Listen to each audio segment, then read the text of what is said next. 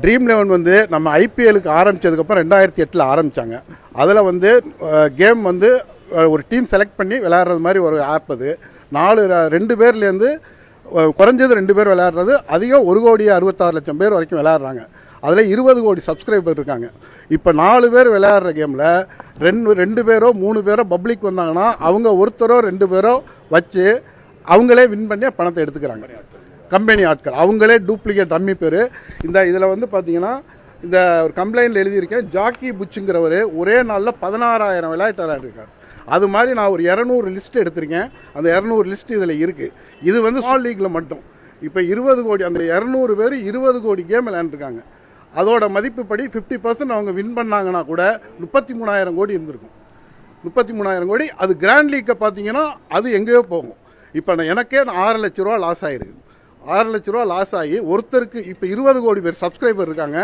இதுக்கு வந்து 20 கோடி சப்ஸ்கிரைபர் ஆனதுக்கு ஒரு ஓனர் ஹர்ஷிஜின் வந்து ரஜினிகாந்த் வந்து ஒரு டிஷர்ட் கொடுத்தாரு. அது ஃபோட்டோ வைரல் ஆச்சு. அந்த 20 கோடி பேரில் 1 கோடி பேருக்கு 1 லட்ச ரூபா லாஸ்னாலும் 1 லட்சம் கோடி ஆயிருக்கும். இது வந்து அதாவது ஒரு 10,000 ரூபாய்க்கு மேலே ஜெயிச்சா டிடிஎஸ் பிடிக்கணும் 30%. அது கவர்மெண்ட் பிடிச்சி வச்சுக்குவாங்க. அது 1 வருஷம் கழித்து தான் கொடுப்பாங்க.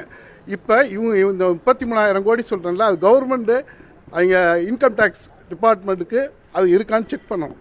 இதில் வந்து பார்த்தீங்கன்னா அந்த 1 கோடி பேர் 1,66,00,000 விளையாடுறாங்களே, அதில் 5% அது வின்னிங் அமௌண்ட் எல்லாமே அவங்க எடுத்துக்கிறாங்க.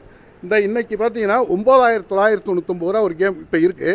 அதில் பிரீத்தம் யாதவ், ஃபேண்டசி லாஜிக், அது மாதிரி ஃப்ரீடம் ரேஞ்சர், இவங்க ஃபைட் கிளப், இவங்கெல்லாம் பார்த்தீங்கன்னா ரெகுலராக விளையாடுவாங்க. அவங்க ஒவ்வொருத்தனும் இப்போ இவர் இந்த இன்டைலர் ட்ரஸ்ட்டுங்கிறவர் பார்த்தீங்கன்னா 50 லட்சம் கேம் விளையாண்டுருக்காரு.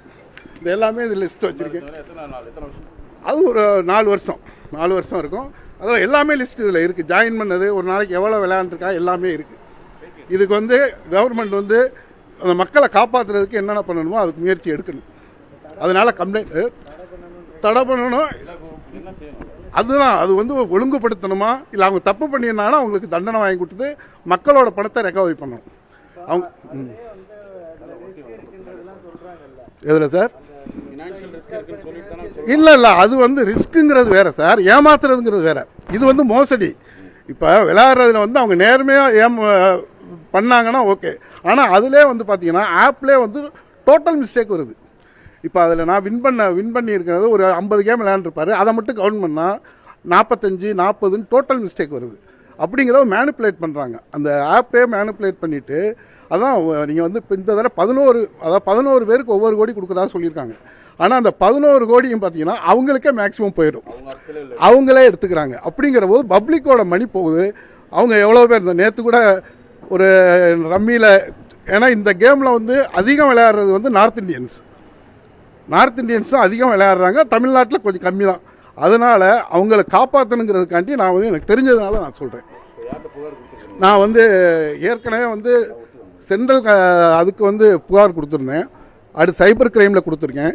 இப்போ இது வந்து நம்ம தமிழ்நாடு டிஜிபிக்கு நான் விருதுநகரோட எங்கள் போலீஸ் ஸ்டேஷன் எங்கள் எஸ்பிக்கு கொடுத்துருக்கேன். என் பேர் கல்யாணகுமார், விருதுநகர். நான் வந்து ஒரு டாப் 10 சினிமான்னு ஒரு ஆப் டெவலப் பண்ணேன். அதுக்கு போகும்போது அதை ரிசர்ச் பண்ணும்போது தான் இதை நான் கண்டுபிடிச்சேன்.